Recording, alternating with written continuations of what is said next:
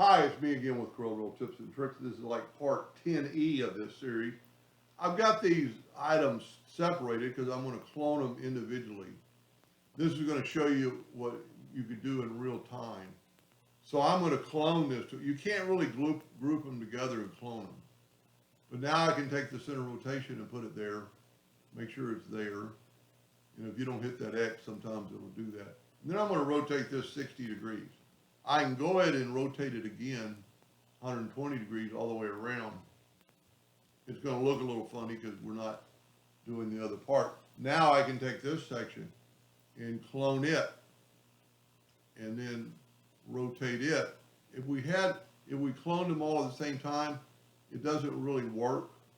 So now we're going to go 60 degrees, Control D, Control D, Control D, Control D.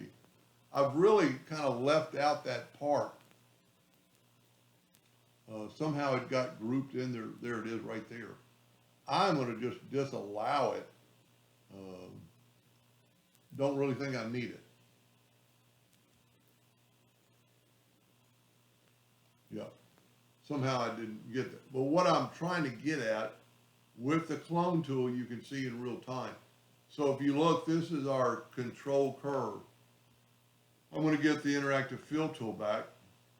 And I can change that to a real black at the top.